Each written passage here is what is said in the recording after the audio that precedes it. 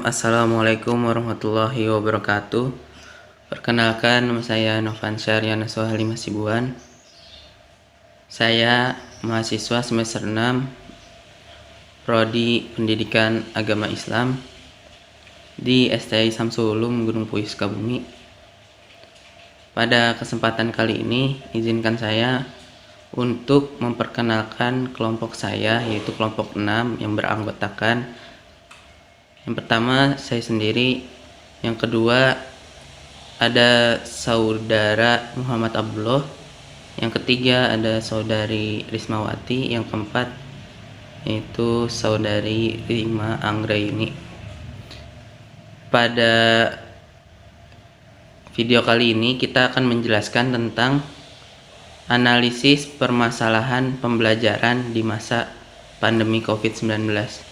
Dan di video ini kita dibagi tugas per subtema yang akan kita sajikan di video kali ini. Maka dari itu diharapkan untuk seluruh mahasiswa yang telah melihat video ini untuk bisa mengaplikasikan dan men-share ulang kembali apa yang telah kita pelajari bersama-sama. Semoga bisa bermanfaat untuk sesama. Sekian. Bismillahirrahmanirrahim. Assalamualaikum warahmatullahi wabarakatuh. Nama saya Rismawati. Saya mahasiswi Sekolah Tinggi Agama Islam Syamsul Ulum Gunung Puyuh Kota Sukabumi, program studi Pendidikan Agama Islam semester 6. Di sini saya akan menjelaskan mengenai pembelajaran di masa pandemi COVID-19. Pembelajaran di masa pandemi COVID-19 ini merupakan sebuah tantangan yang harus ditaklukkan oleh semua pihak, baik bagi guru, siswa, maupun orang tua siswa. Dalam pernyataan Mendikbud, Nadiem menjelaskan, pembelajaran di masa COVID-19 menciptakan pemikiran yang lebih terbuka. Para guru, siswa, maupun orang tua siswa tidak hanya mencoba berbagai aplikasi maupun metode baru, namun juga telah menciptakan empati baru antara orang tua dan guru. Guru menyadari pentingnya peran orang tua untuk menyukseskan pendidikan anak-anaknya, dan orang tua pun sadar betapa sulitnya tugas guru dalam mengajari anak-anaknya, karena tidak semua murid atau tidak semua anak memiliki level kompetensi yang sama. Yang unggul di satu bidang belum tentu unggul di bidang yang lain. Misalnya, cobalah kita bisa membagi ke dalam kelompok belajar berdasarkan kompetensi yang sama. Contoh misalnya, dalam satu hari itu ada 5 jam mengajar. Nah, kita bisa membaginya ke dalam 5 kelompok mengajar. Nah, masing-masing kelompok itu yaitu 1 jam. Nah, setiap kelompok itu bisa fokus kepada topik yang menarik bagi mereka. Nah, pembelajaran COVID-19 ini ada berbagai strategi yang diusung oleh Kemendikbud. Yang pertama yaitu pembelajaran secara daring ataupun pembelajaran jarak jauh secara online, baik secara interaktif maupun non-interaktif. Hal ini perlu dilakukan meskipun tidak semua anak-anak dapat melakukan itu karena faktor infrastruktur. Dalam hal ini yang paling penting adalah pembelajaran itu harus dilakukan meskipun itu di rumah. Nah, yang kedua, tenaga pengajar ataupun guru harus memberikan pendidikan kepada anak tentang kecakapan hidup, yakni pendidikan yang sifatnya itu konstekstual, sesuai dengan kondisi di rumahnya masing-masing, terutama misalnya pengertian tentang COVID-19, mengenai karakteristiknya, cara menghindarinya, dan bagaimana cara agar seseorang itu agar tidak terjangkit COVID-19. Yang ketiga, pembelajaran di rumah itu harus dilakukan dengan minat dan kondisinya masing-masing anak. Jadi jangan disamaratakan untuk semua anak, harus memperhatikan semua kondisi di lingkungan anak-anak tersebut, termasuk aksesnya terhadap internet. Yang keempat, yaitu bagi para tenaga pengajar ataupun guru, tugas-tugas yang diberikan kepada siswa tidak harus dinilai seperti biasanya di sekolah, dan si guru itu tidak boleh memberatkan kepada siswa, misalnya memberikan tugas lebih dari biasanya. Nah, karena itu akan memberatkan si siswa, akan tetapi penilaian harusnya lebih banyak kepada kualitatif, yakni yang sifatnya itu memberikan motivasi kepada si anak atau kepada si peserta didik. Nah, mungkin cukup sekian yang dapat saya sampaikan mengenai pembelajaran selama pandemi COVID-19 dan strateginya. Kurang lebihnya mohon maaf. Terima kasih atas segala perhatiannya. Wabillahi taufiq wal hidayah. Wassalamualaikum warahmatullahi wabarakatuh. Assalamualaikum warahmatullahi wabarakatuh. Nah, saat ini saya akan mengadakan wawancara mengenai pembelajaran di masa pandemi COVID-19 ini dengan beberapa atau dua orang ya, lebih tepatnya dua orang siswa dari tingkat sekolah menengah atas. Nah, untuk lebih jelasnya mari kita perkenalan dengan siswa-siswanya. Baik, boleh perkenalkan dulu namanya? Perkenalkan, nama saya Raisa Zahra Utami dari siswi SMA Bogor dan berbasis pesantren. Perkenalkan, nama saya Nisa Nawangsan, salah satu siswi dari SMK Kota Sukabumi. Nah, saya di sini akan menanyakan beberapa pertanyaan ya mengenai pembelajaran di masa pandemi ini. Boleh dijawab sesuai dengan realitanya gitu ya, yang terjadi, yang kalian rasakan. Nah, yang pertama nih, menurut kalian, bagaimana sih sistem pembelajaran yang kebanyakan digunakan oleh guru-guru di sekolah kalian? Sistem online, secara online dengan menggunakan aplikasi. Aplikasinya biasanya apa aja? Google Classroom. Google Classroom lebih sering ya digunakan. Karena mungkin lebih mudah juga ya kalau untuk Google Classroom. Nah, biasanya Kadang dikasih tugas langsung kayak lewat WhatsApp. Jadi tugasnya langsung gitu, tidak melalui penjelasan terlebih dahulu. Langsung ke tugas.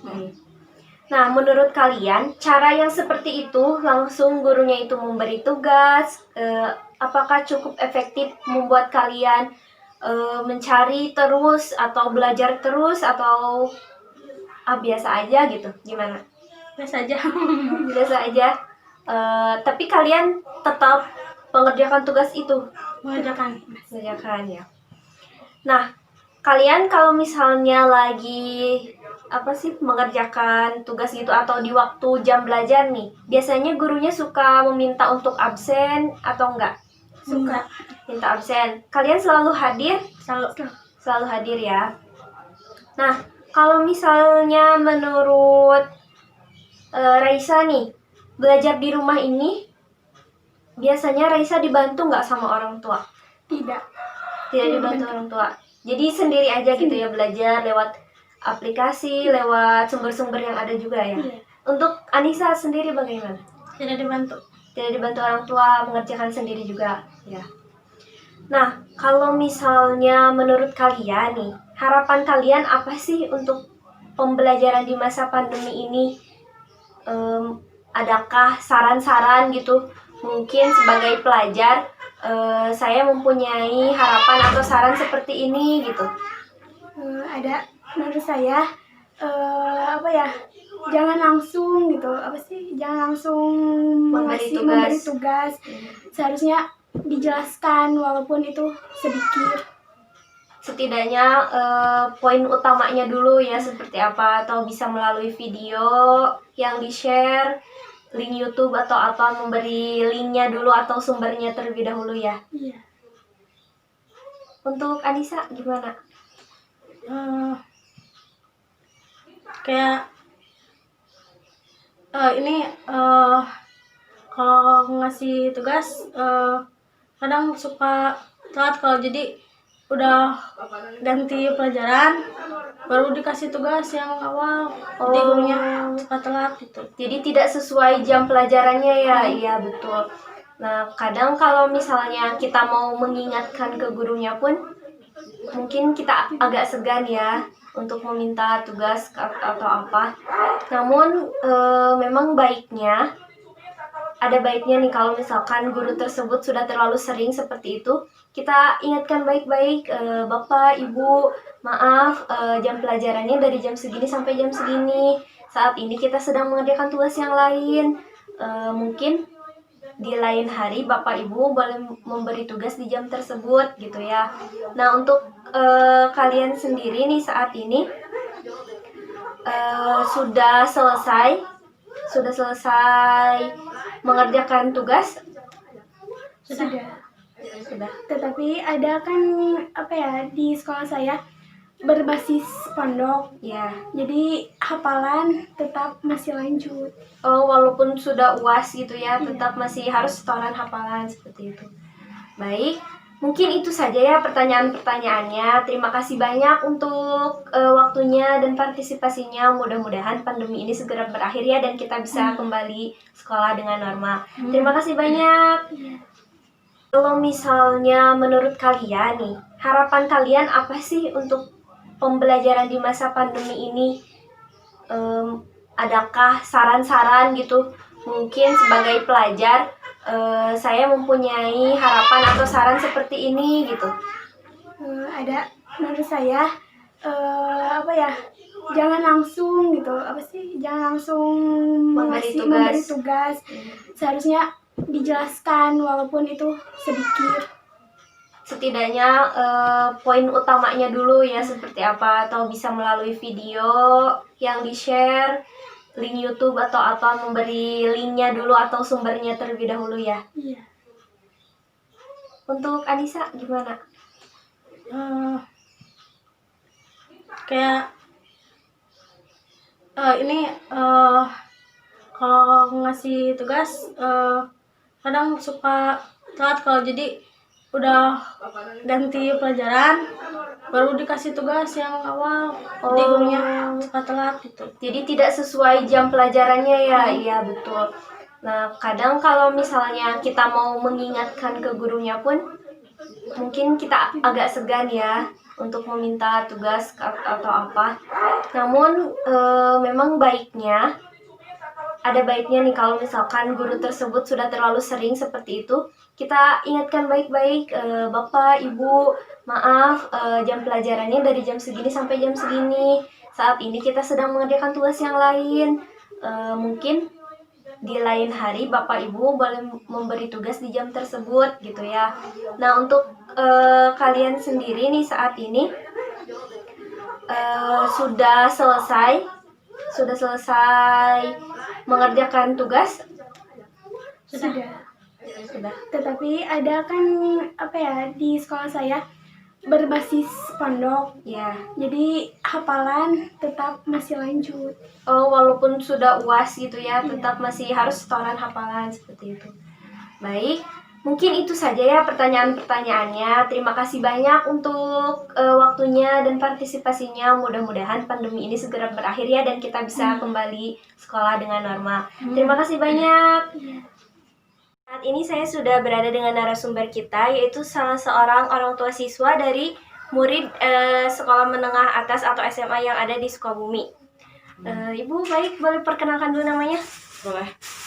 Nama saya dengan Ibu Amelia. Saya akan menanyakan beberapa pertanyaan.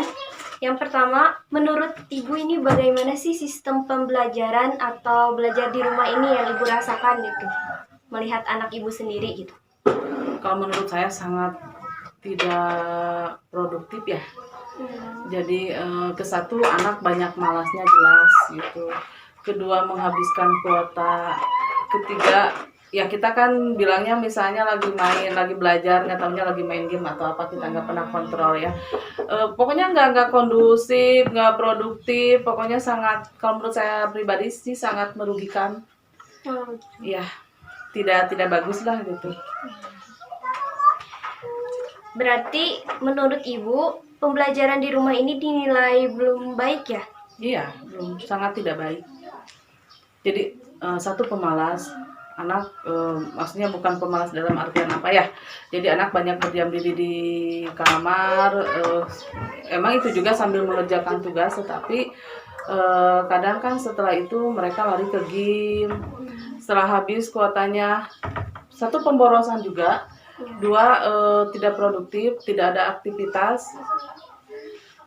Pokoknya menurut saya tidak setuju sekali lah kalau cara pembelajaran seperti ini, tapi kan karena emang ada pandemi ini ya, mau gimana lagi gitu, ini udah aturan mungkin gitu. Nah, untuk dari sisi positifnya sendiri, adakah yang dirasakan? Oh, ada. Kalau dari sisi positif mungkin kalau sebagai orang tua ke anak, kita bisa melihat anak 24 jam di rumah standby gitu. Tidak paling keluar sekali-kali kalau kita beli makanan atau apa gitu. Jadi anak terkontrol kesehariannya. Kalau di sekolah kadang kalau belum pulang kita kan sebagai orang tua was-was, takut main dulu kemana, takut apa-apa dulu lah ya, wajar gitu. Mungkin itu sisi positifnya, anak berdiam di rumah, sebagai orang tua merasa ada kepuasan melihat anak ada dan tidak khawatir apa-apa gitu. Itu positifnya Jadi sih ya. lebih terkontrol ya. Lebih terkontrolnya itu gitu. Kalau yang negatifnya emang ya sih nggak produktif, nggak kondusif gitu kalau belajar di rumah. Banyak ke game, pemborosan gitu ya. Biasanya kalau anak sendiri nih suka sering mengeluhkan apa gitu ke ibu, misalnya tugasnya banyak atau seperti apa? Mengeluhkan tugas banyak, katanya capek, terus jaringan kadang sinyal jelek gitu ya. Sementara tugas harus segera selesai gitu. Kalau sinyal jelek kan itu yang mungkin jadi keluhan anak gitu, kalau mengerjakan tugas tiba-tiba kuotanya habis atau sinyalnya jelek, itu kan jadi membuang waktu ya. Iya, jadi kendalanya Itu ya, kendalanya sih dari sinyal, dari tiba-tiba saja kuota habis gitu. Nah, untuk harapan atau saran ibu sendiri, sebaiknya seperti apa sih pembelajaran ini agar baik gitu, lebih baik? Maksudnya tapi dalam aturan masih di rumah gitu? Iya. Atau Kalau di rumah itu baiknya seperti apa? Baiknya begini sih ya, kalau menurut saya gitu. Di saat jam belajar gitu, anak harusnya memakai seragam, standby, video call gitu, PC sama guru masing-masing gitu. Jadi kan kalau sekarang anak mau sambil tidur, mau pakai baju gimana pun juga nggak jadi masalah gitu, bebas, yang penting tugas dikerjakan.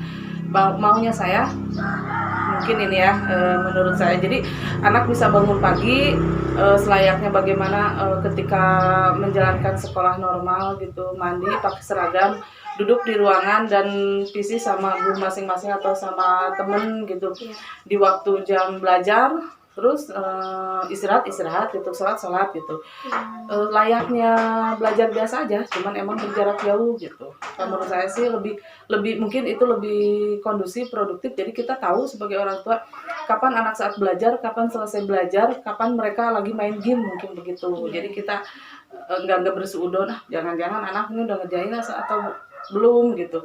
Jadi kalau pakai seragam mah anak bisa kalau gini kan kadang mandinya nanti gitu. Kalau aturannya misalnya sekarang anak seperti yang saya mau, dia seperti biasa menjalankan aktivitas waktu sekolah biasa aja, waktu normal aja, cuman mungkin via fisik gitu ya. Iya. Jadi tidak hanya melalui tugas-tugas tapi juga langsung gitu berhubungan dengan gurunya ya. Iya begitu. Kalau menurut saya mah begitu. Baik, mungkin itu saja ya Bu pertanyaan-pertanyaannya. Terima kasih untuk pendapatnya dan juga saran-sarannya. Mudah-mudahan bermanfaat dan pandemi ini segera berakhir. Amin ya. Terima kasih banyak Bu. Iya, sama-sama. Saat ini saya akan mewawancarai narasumber kita yang merupakan orang tua siswa dari salah seorang siswa sekolah menengah atas. Bapak boleh perkenalkan dulu namanya? Ya, nama saya Supriyadi, orang tua siswa SMA ya. Bagaimana? Nah, untuk wawancara ini saya akan mengajukan beberapa pertanyaan. Ya. Yang pertama, menurut Bapak, bagaimana sih sistem pembelajaran yang di masa pandemi ini? Gitu? Ya, memang di masa pandemi ini adalah polemik ya bagi orang tua. Dan memang ini tidak bisa dipungkiri bahwa pembelajaran itu bisa dilaksanakan tanpa tatap muka, atau sekarang sudah lebih terkenal lagi dengan pembelajaran daring. Namun ada beberapa kendala yang harus memang perlu diketahui oleh para pengajar. Tidak semua orang tua bisa mengikuti pembelajaran daring untuk siswanya. Ada beberapa hal, faktor yang memang pembelajaran daring ini bisa berhasil atau tidak, terutama bagi orang tua yang tidak mengetahui teknologi, otomatis tidak bisa mendukung akan pembelajaran daring. Ya, silakan. Nah, apakah pembelajaran di rumah ini sudah dinilai cukup baik gitu? Kalau masalah nilai baik atau tidaknya pembelajaran di rumah, sebetulnya tergantung dukungan dari orang tua itu sendiri. Ketika orang tua itu bisa mengikuti pembelajaran di rumah bagi anaknya, kemudian anaknya bisa disiplin, sebetulnya pembelajaran itu lebih efektif di rumah karena lebih terjaga, apalagi dengan adanya pandemi ini gitu. Kalau orang tuanya memang punya aktivitas di luar, tidak bisa mendukung kepada anaknya, kemudian anaknya pun sama, tidak betah di rumah, otomatis pembelajaran di rumah ini tidak akan berhasil. Ya. Untuk Bapak sendiri, apakah ketika anak mengerjakan tugas atau mendapat pembelajaran dari gurunya secara daring itu, apakah dibimbing atau gimana? Alhamdulillah untuk saya sendiri, karena saya mengerti akan teknologi, ya saya mendampingi ketika pembelajaran daring itu dilaksanakan, kita mendampingi, kemudian anak pun mengikuti dengan baik sehingga pembelajaran ini lebih efektif dan efisien. Jadi dirasa lebih terkontrol anaknya. Ya, betul. Jadi pembelajaran di rumah ini akan lebih terkontrol oleh orang tua langsung, bahwa keberhasilan anak itu aktif dan tidaknya itu di rumah langsung kelihatan pada waktu itu tersendiri. Aktif dan tidaknya itu di rumah langsung kelihatan pada waktu itu tersendiri. Nah, biasanya apa sih yang anak keluhkan gitu kepada orang tuanya kalau lagi pembelajaran itu? Sebetulnya ya karena memang usia anak itu memang kebanyakan harus banyak di luar ya. Ya kebanyakan sih dengan bahasa anak itu boring lah istilahnya anak itu. Jadi anak pengennya keluar bermain seperti itu, di rumah sejak bosan itu. Itu aja sebetulnya keluhan dari anak itu, jenuh istilahnya gitu. Ya. Nah, yang terakhir, adakah harapan ataupun saran gitu dari Bapak sebaiknya agar pembelajaran ini berjalan dengan baik itu harusnya seperti apa gitu? Kalau menurut saya, kalau memang ini pandemi masih berlanjut, pembelajaran ini biar menyenangkan, otomatis si pengajar atau guru itu menyiapkan program daringnya itu lebih ke sifatnya pengerjaan tugasnya tidak mencakup kurikulum, akan tetapi yang sifatnya menarik, sehingga anak tersebut terbuka dia untuk membuat atau di dalam mengerjakannya itu dengan hal-hal yang baru, tidak istilahnya tidak monoton, tidak sistem penugasan saja, akan tetapi akan ke psikomotornya, itu membangun psikomotornya. Itu yang kami harapkan dari tim pengajar, ada pengembangan lah dari metode-metode mengajar di daring ini. Gitu. Jadi untuk melatih kreativitas anak juga lebih produktif di rumah ya Pak? Betul, istilahnya gitu. Ya baik, mungkin itu saja pertanyaan-pertanyaannya Pak. Terima kasih banyak atas Sama-sama. waktunya. Mudah-mudahan pandemi ini segera berakhir dan Amin. kita bisa beraktivitas normal lagi ya. Amin. Terima kasih. Wassalamualaikum warahmatullahi wabarakatuh.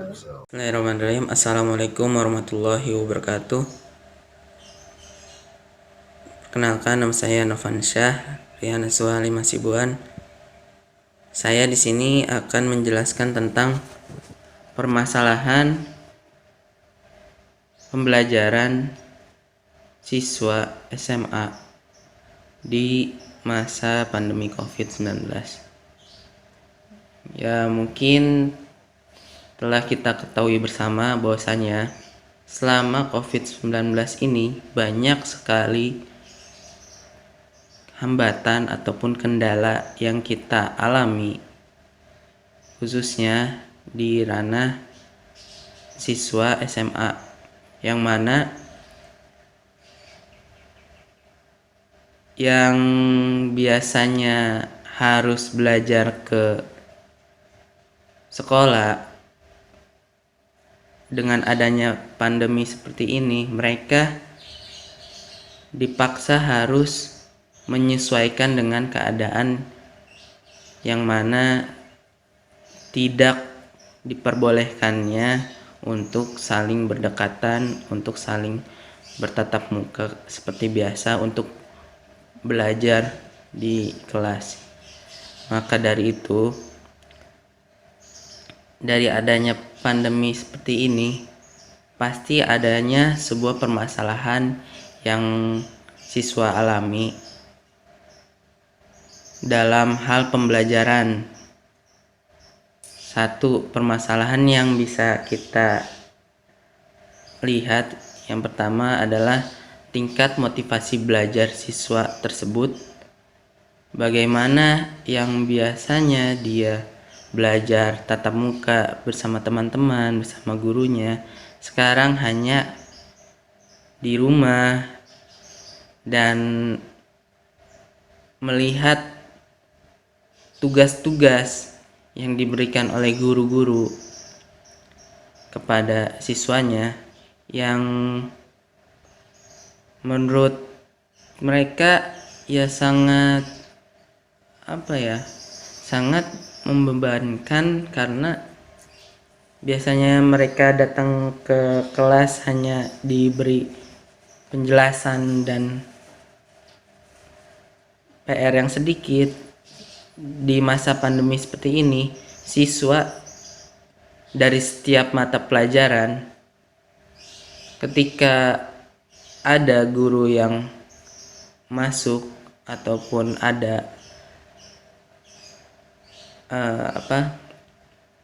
ada jadwal hari ini, misalnya ada 3 mata pelajaran, maka minimal sehari mereka bisa mendapatkan 3 tugas dari guru yang berbeda, dan rata-rata tugas tersebut ya belum dikasih materinya sama sekali, belum pernah dijelaskan sama sekali, karena penjelasan hanya sekedar dari PDF gitu ya, dikirim sama gurunya, disuruh baca, habis itu kita suruh mengerjakan. Ya, itu sebuah permasalahan di mana kita sebagai seorang calon guru bagaimana bisa memberikan solusi yang pas untuk anak didik kita, yang sesuai dengan keadaan seperti sekarang. Dan banyak sekali permasalahan pembelajaran, antara lain yaitu tentang gangguan koneksi ataupun jaringan, di mana siswa yang berada di pedalaman ataupun di perdesaan, mereka hanya bisa melihat tugas-tugas mereka numpuk dan belum bisa dikerjakan dan belum bisa dilaksanakan, akan tetapi guru tetap meminta apa yang telah guru suruh terhadap anak didiknya untuk diselesaikan, yaitu tugas. Nah, maka dari itu jaringan adalah salah satu aspek terpenting dalam permasalahan pembelajaran di pandemi seperti ini. Karena jika kita tidak memiliki koneksi yang baik dan bagus, itu akan menjadi kendala yang sangat besar untuk pembelajaran selama pandemi ini. Karena tidak dipungkiri, banyak dari kita yang belajar harus memiliki kuota terlebih dahulu, harus memiliki jaringan yang stabil dulu untuk bisa mendengarkan misalnya materi dari guru tersebut, misalnya via Zoom meeting ataupun via YouTube, yang mana video tersebut harus kita tonton, harus kita pahami berkali-kali untuk bisa mengerti apa yang telah diajarkan oleh guru tersebut di dalam materi berupa video, berupa teks, yang mana semuanya harus di-download dan harus memakai internet gitu. Beda halnya ketika kita belajar seperti biasa yang hanya kita harus pergi ke sekolah, mendengarkan guru memberikan materi, dan jika ada tugas kita mengerjakan di sana. Dan sekarang minimal satu orang guru dia memberikan satu tugas gitu, dimana tugas tersebut ya sangat membebankan siswa tersebut.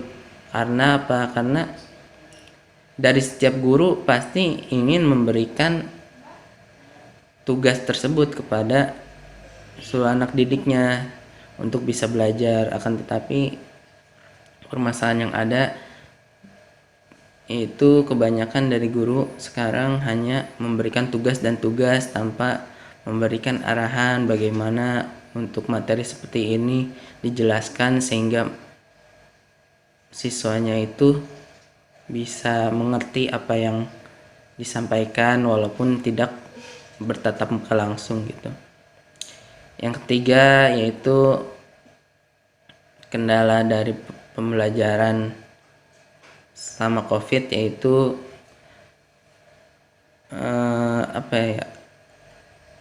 mungkin kepemilikan ya, dinamakan pemilikan, yaitu mungkin ada siswa yang hanya mempunyai HP biasa yang tidak bisa memakai WA ataupun RAM-nya yang masih sedikit, yang masih di bawah 3, yang mana kesulitan untuk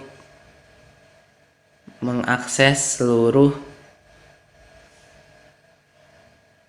perintah dari tiap-tiap guru untuk misalnya mendownload sebuah aplikasi pembelajaran, di mana memorinya suka penuh dan suka tidak bisa, dan akhirnya tidak bisa mengikuti pembelajaran yang diarahkan selama pembelajaran daring via daring ini, yaitu online. Ya mungkin hanya ini yang bisa saya sampaikan, kurang lebihnya mohon maaf. Assalamualaikum warahmatullahi wabarakatuh. Assalamualaikum warahmatullahi wabarakatuh. Saya akan menjelaskan tentang rekomendasi kebijakan supaya waktu pembelajaran pada saat pandemi ini dalam mode daring bisa berjalan dengan lancar. Baik, bila diteliti lebih lanjut, kita telusuri berbagai masalah apa yang terjadi di lapangan saat daring, maka ada beberapa rekomendasi yang sepertinya harus dicoba oleh baik lembaga, pihak guru maupun oleh siswa itu sendiri. Baik, yang pertama yang harus dilakukan adalah memastikan bahwa semua siswa ikut aktif dalam pembelajaran sistem daring. Nah, untuk hasil yang lebih memuaskan dan lebih real, maka sebaiknya para siswa diharuskan untuk memakai seragam saat video call via Zoom itu dilakukan. Nah, jadi orang tua pun bisa tahu apakah saat ini sang anak sedang belajar atau sedang main HP. Oke, itu yang pertama. Yang kedua, bila dengan sistem tugas itu dengan tidak video call, maka seorang guru seharusnya memberikan instruksi yang jelas, contoh yang terang, dan gambaran bagaimana apa yang harus dikerjakan oleh siswa itu nanti. Nah, jadi siswa itu tidak kesusahan dalam melaksanakan tugas itu sendiri. Misalnya kita disuruh untuk seorang siswa disuruh untuk melakukan wawancara. Nah, sebaiknya sang guru menerangkan apa itu wawancara, lalu dengan memberikan contoh hasil wawancara sehingga bisa ditiru oleh murid itu dengan saksama. Lalu rekomendasi selanjutnya, pembelajaran harus dilakukan dalam waktu yang sebenarnya. Jadi misalkan jadwal di sekolah jam 9 sampai jam 10. Nah, pada waktu itu juga pelajaran dalam sistem daring harus dilakukan sehingga tidak mengganggu jadwal yang lainnya yang akan mengakibatkan yang akan mengakibatkan sebuah ketimpangan atau sebuah ketidakimbangan atau tabrakan waktu lah, seperti itu. Selanjutnya, rekomendasi untuk sistem daring ini, maka mau tidak mau sebaiknya pihak sekolah memberikan akses internet kepada para siswanya, misalkan dengan memberikan kuota gratis kepada para siswanya sehingga para orang tua tidak keberatan dengan adanya sistem daring ini. Nah, itu menurut saya. Selanjutnya, bagi siswa, mereka juga harus koordinatif, harus bersikap kooperatif dan mau menurut dengan aturan yang telah ada. Oleh karena itu, maka sebaiknya para siswa dengan para guru memiliki pemikiran yang sepadan, yang satu visi dan satu misi untuk mensukseskan pelajaran mereka. Nah, bila hal itu sudah tercapai, maka bisa diharapkan pembelajaran sistem jarak jauh akan terlaksana dengan bagus, dengan lancar. Akan tetapi bila sebaliknya, maka jangan harap hasil maksimal bisa diraih oleh siswa karena berbagai faktor yang tidak terpenuhi. Selanjutnya, bila ada saran dan rekomendasi kebijakan yang lainnya, mari kita laksanakan bersama-sama. Terima kasih.